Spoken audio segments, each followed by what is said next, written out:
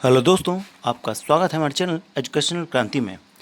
दोस्तों, यहाँ पर आयुष मंत्रालय के अंतर्गत डाटा एंट्री ऑपरेटर की वैकेंसी निकाली गई थी। इसके अलावा सीएचओ को भी वैकेंसी निकाली गई थी। इनके सिलेबस के संबंध में यहाँ पर चर्चा करने वाले हैं। आपका एग्जाम भी जल्द होने वाला है, उसके बारे में भी चर्चा करेंगे। साथ ही साथ दोस्तों, यहाँ पर कितने फॉर्म फिल किए गए इसके बारे में भी हमारे चैनल पर वीडियो मिल जाएगा। उस वीडियो का लिंक आपको डिस्क्रिप्शन में दे देंगे, आप वहाँ जाकर जरूर देख लीजिएगा। और साथ ही साथ दोस्तों, हमारे चैनल पर दोस्तों आपको ये जो वीडियो है, ये दोस्तों यहाँ पर किसी भी चैनल पर, किसी भी एजुकेशन चैनल पर नहीं दी जाती है। हमारी कोशिश होती है दोस्तों, जो वैकेंसी डाली जाती है उस वैकेंसी का दोस्तों यहाँ पर जो है नोटिफिकेशन से लेके आपके यहाँ पर सिलेक्शन तक, डॉक्यूमेंट वेरिफिकेशन तक की प्रक्रिया को बताने का प्रयास किया जाता है। जिस प्रकार से दोस्तों यहाँ पर ग्रुप 4 की वैकेंसी हो, उसमें दोस्तों अभी तक यहाँ पर जो है वेटिंग की प्रक्रिया चल रही है और कोई भी किसी भी जगह से उन्हें जो है इन्फॉर्मेशन प्राप्त नहीं हो पाती है। लेकिन हमारे द्वारा कोशिश की जाती है कि उनके द्वारा इन्फॉर्मेशन उपलब्ध कराई जाए। इसी प्रकार से एसपीएम होशंगाबाद हो या यहाँ पर टीआईआरएफ हो, दोस्तों यहाँ पर जो है आपकी सिटी मिशन मैनेजर की वैकेंसी हो, सेडमैप की वैकेंसी हो, सारी वैकेंसी को दोस्तों यहाँ पर जो है लास्ट तक की प्रक्रिया बताने का प्रयास किया जाता है, ताकि दोस्तों यहाँ पर जो है आपके पास इन्फॉर्मेशन की कमी ना रहे। और साथ ही साथ दोस्तों, हमारा एजुकेशन क्रांति चैनल सिर्फ इसी उद्देश्य को पारित करना चाहता है कि यहाँ पर जो है काफ़ी सारे चैनल हैं जो कि यहाँ पर सिर्फ इन्फॉर्मेशन देते हैं, नोटिफिकेशन देते हैं, आगे की जानकारी आपको उपलब्ध नहीं कराते हैं। इसी लीग में दोस्तों हमारे द्वारा इन्फॉर्मेशन दी गई थी, आयुष मंत्रालय के द्वारा डाटा एंट्री ऑपरेटर की वैकेंसी की। उसके बाद आपको जानकारी दी गई कि यहाँ पर कितने फॉर्म फिल किए गए और अब यहाँ पर सिलेबस की जानकारी दी जा रही है। साथ ही साथ आपको यहाँ पर जो है एग्ज़ाम कब होगा, एग्ज़ाम किस प्रकार से एनालिसिस भी देंगे, और साथ ही साथ आपको यहाँ पर रिजल्ट के बाद क्या प्रोसेस होती है उसकी सारी जानकारी हमारे चैनल पर मिल जाएगी। चलिए दोस्तों, यहाँ पर सिलेबस देख लेते हैं। सिलेबस का एक ओवरव्यू आपको दे दें। यहाँ पर आपको कंप्यूटर का नॉलेज होना चाहिए, या यूँ कहें कि आपको पीजीडीसीए में आपने यहाँ पर डीपली पढ़ा है, तो दोस्तों आपको यहाँ पर ये एग्ज़ाम आप आसानी से निकाल पाएंगे। चलिए दोस्तों, यहाँ पर सबसे पहले देख लेते हैं सिलेबस। दोस्तों डाटा एंट्री ऑपरेटर का देखें तो सेक्शन फर्स्ट देखें तो फंडामेंटल कंप्यूटर। इसमें दोस्तों आपका रैम रोम ई रोम पी रोम, यहाँ पर इनपुट आउटपुट एनालॉग डिजिटल, जो बेसिक हिस्ट्री या फंडामेंटल ज्ञान होता है इनपुट आउटपुट डिवाइसेस के बारे में या कंप्यूटर सिस्टम के बारे में, बेसिक कंप्यूटर के बारे में, मेमोरी के बारे में। इसी प्रकार से दोस्तों ई ROM RAM, ALU, control unit, CPU, इन सारी जो बेसिक कॉन्सेप्ट होते हैं उन सारे कॉन्सेप्ट को इस सेक्शन फर्स्ट में यहाँ पर रखा गया है। इसके बाद दोस्तों सेकंड सेक्शन देखेंगे आप, तो सेकंड सेक्शन है यहाँ पर सॉफ्टवेयर का। सॉफ्टवेयर सिस्टम यहाँ पर पूछा गया है, तो सॉफ्टवेयर सिस्टम में यहाँ पर जो है दोस्तों, जैसे हाई लेवल लैंग्वेज होती है, आपकी असेंबलर होता है, आपका कंपाइलर होता है जो कि लैंग्वेज को दूसरी लैंग्वेज में चेंज करता है, हाई लेवल को मशीनी लैंग्वेज में, मशीनी लैंग्वेज को हाई लेवल लो लैंग्वेज में। इस प्रकार से दोस्तों यहाँ पर जो है इस प्रकार के क्वेश्चन इसमें देखने को मिल पाएंगे। और साथ ही साथ दोस्तों इसमें सिस्टम सॉफ्टवेयर क्या होता है, एप्लीकेशन सॉफ्टवेयर क्या होता है, जो कि आपने पीजीडीसी में पढ़ा होगा। इसके साथ साथ प्रोग्रामिंग लैंग्वेज, जिस प्रकार से HTML होती है, इस प्रकार से यहाँ पर मशीनी लैंग्वेज, इसी प्रकार से दोस्तों यहाँ पर जो है इनके मेरिट्स और डीमेरिट्स, लाभ और नुकसान। इस प्रकार से दोस्तों यहाँ पर जो है इंटरप्रेटर, कंपाइलर, असेंबलर, इनके जो बेसिक कॉन्सेप्ट है वो आपको यहाँ पर क्लियर होने चाहिए। यदि आप ये कॉन्सेप्ट क्लियर है तो दोस्तों आप यहाँ पर इस सेक्शन से भी यहाँ पर नंबर ले लेंगे। इसके बाद दोस्तों देखते हैं सेक्शन नंबर 3। सेक्शन नंबर 3 है जिसमें कि कंप्यूटर नेटवर्क पूछा गया है। कंप्यूटर नेटवर्क दोस्तों, कुछ तो प्रोटोकॉल होते हैं कंप्यूटर के, जैसे कि आप देख पा रहे होंगे TCP और IP। साथ दोस्तों यहाँ पर कम्युनिकेशन टाइप्स होते हैं, टाइप ऑफ कनेक्शंस होते हैं, यहाँ पर जो है कुछ प्रोटोकॉल, मीडियम प्रोटोकॉल। इसके साथ ही साथ दोस्तों यहाँ पर जो है नेटवर्क डिवाइसेस जैसे यूज़ की जाती हैं कंप्यूटर को इंटरनेट के लिए, यहाँ पर ब्रिज, हब, रूटर, रिपीटर, इसके अलावा गेटवेज। तो इनके यूजेस और एडवांटेज और डिसएडवांटेज सारी की जानकारी यहाँ पर होनी चाहिए। आप यहाँ पर टॉपिक वाइज पढ़िएगा, जिस प्रकार से आप जानिएगा कि हब क्या होता है, ब्रिज क्या होता है, रूटर क्या होता है, रिपीटर क्या होता है। इस प्रकार से आप पढ़ेंगे तो दोस्तों यहाँ पर प्रोटोकॉल, जिस प्रकार के जो भी प्रोटोकॉल हैं आपके TCP, IP और भी अन्य प्रोटोकॉल होते हैं, सारे प्रोटोकॉल को यहाँ पर पढ़ लेंगे तो दोस्तों ये आपका सेक्शन 3 भी यहाँ पर जो है कंप्लीट हो जाने वाला है। सबसे अच्छी बात यह होती है कि दोस्तों MP ऑनलाइन के द्वारा जो एग्ज़ाम लिए जाते हैं उनमें दोस्तों यहाँ पर जो है आपको क्लियरली सिलेबस दे दिया जाता है, उस सिलेबस के अंतर्गत ही यहाँ पर एग्ज़ाम बनता है। अब बात कर लेते हैं दोस्तों आपका सेक्शन नंबर 4 की। सेक्शन नंबर 4 आपका PC पैकेज का, जिस प्रकार से आपने PGDCA में यदि अच्छे से पढ़ा है तो दोस्तों यहाँ पर जो है ये सेक्शन भी आपको याद होगा। यहाँ पर आपको MS word, MS excel, MS PowerPoint, इसके अलावा इनके एडवांटेज, इनके फीचर्स, इनके यहाँ पर जो है MS वर्ड और एक्सेल की जो के बेसिक फीचर्स हैं, ऑपरेटिंग सिस्टम है, बेसिक ऑपरेटिंग ऑपरेशंस जो होते हैं इनके, किस प्रकार से यहाँ पर पावर पॉइंट में क्या बनाना है, वर्ड में यहाँ पर हाईलाइट कैसे करें, हेडलाइन कैसे लगाएं, एक्सेल में सीट में फार्मूला कैसे लगता है।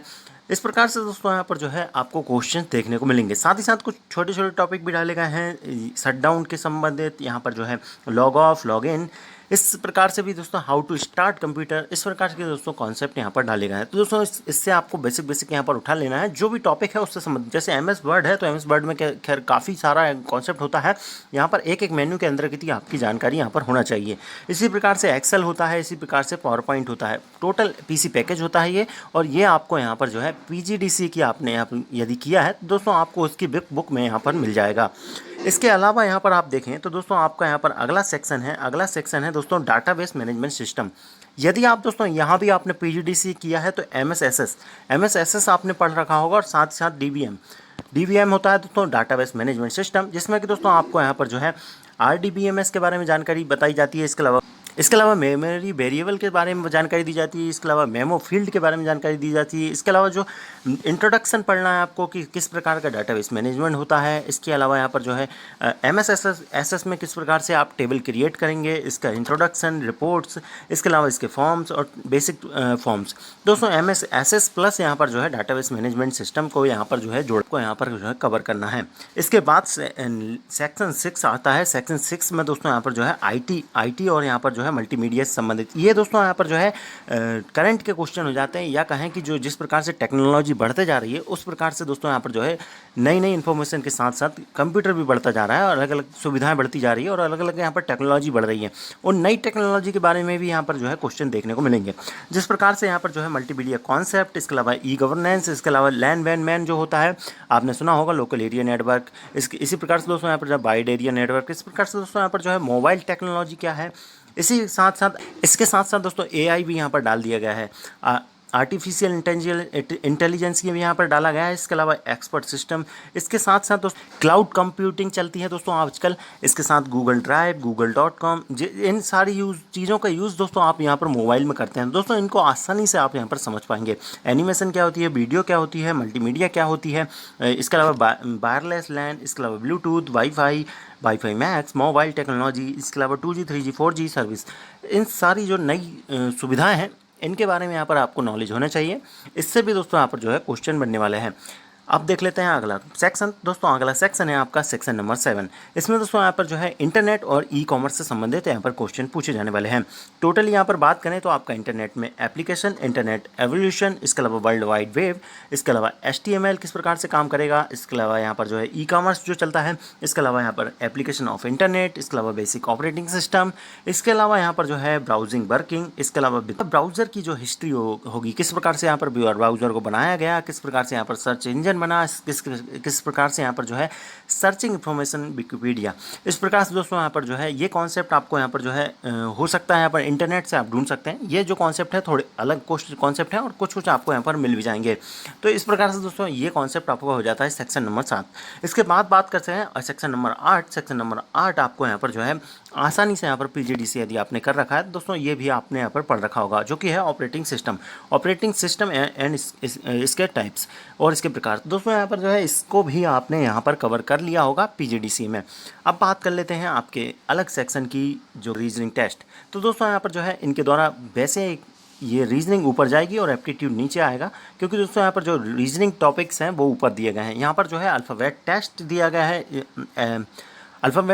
अल्फ़ा न्यूमेरिक सीरीज़ है, एनालॉजी है, ब्लड रिलेशंस हैं, कोडिंग डिकोडिंग है, इसके अलावा यहाँ पर डिसीजन मेकिंग है, फिगर सीरीज टेस्ट है, इसके अलावा लॉजिकल रीजनिंग है, नंबर्स हैं, इसके अलावा सीटिंग अरेंजमेंट है, इसके अलावा जो है सीरीज टेस्ट है। इस प्रकार से यही कॉन्सेप्ट पर ही आपको पढ़ना है, यही टाइप के पढ़ना है। इसके अलावा यहाँ पर जो है मैथ्स की बात कर रहे हैं तो मैथ्स में यहाँ पर कैलेंडर जरूर देख लीजिएगा, कहीं क्योंकि ये जो है आजकल आ नहीं रहा है तो दोस्तों कैंडिडेट भूल जाते हैं, इस कारण से इसको जरूर देख लीजिएगा। इसके अलावा मैथ्स में देख लें तो हाइट एंड डिस्टेंस, इसके अलावा आपकी प्रॉफिट एंड लॉस, इसके अलावा परसेंटेज, एवरेज, न्यू नंबर्स, इसके अलावा यहाँ पर SCF LCM, इसके अलावा simplification, time distance, time work और यहाँ पर क्लॉक, इसके अलावा यहाँ पर जो है प्रोबेबिलिटी।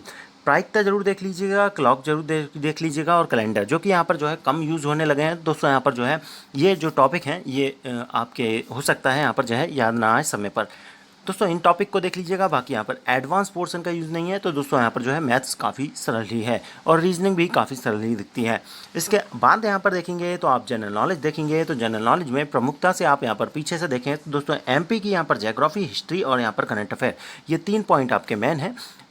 एमपी का ही आपको जीके, करंट अफेयर, हिस्ट्री और यहाँ पर ज्योग्राफी एमपी के ही यहाँ पर पढ़ना है। इसके अलावा एक और पॉइंट इनके द्वारा डाला गया है कि बेसिक इंट्रोडक्शन ऑफ आयुष मंत्रालय। तो दोस्तों Ayush and national Ayush mission, national Ayush mission को विशेष तौर पर आप पढ़ लीजिएगा। क्या है ये नेशनल आयुष मिशन, कब शुरू हुआ, क्या क्या उद्देश्य है इनके, और इससे हो सकता है आपको 2-3-4 क्वेश्चन देखने को मिल जाए। साथ ही साथ एमपी के कुछ क्वेश्चन देखने को मिलेंगे। लेकिन दोस्तों सेक्शन 10 है ये, तो दोस्तों 10 सेक्शन में बांटा गया है, जिसमें कि दोस्तों आपके 8 सेक्शन, कम से कम 8 सेक्शन यहाँ पर जो है कंप्यूटर से रिलेटेड हैं। तो दोस्तों आपके यहाँ पर जो है आई थिंक यहाँ पर 70 to 80% यहाँ पर जो है आपका पेपर रहेगा वो यहाँ पर कंप्यूटर ओरिएंटेड रहेगा। तो दोस्तों आपको यहाँ पर जो है कंप्यूटर के जो टॉपिक्स दिए गए हैं उन पर यहाँ पर जो है कवर करना है। यह आपको समझ में आ गया होगा दोस्तों, और यदि आपको समझ में आ गया तो चैनल को सब्सक्राइब कीजिए, बाकी वीडियो को लाइक कीजिए और हमारे साथ बने रहिए। धन्यवाद। जय हिंद।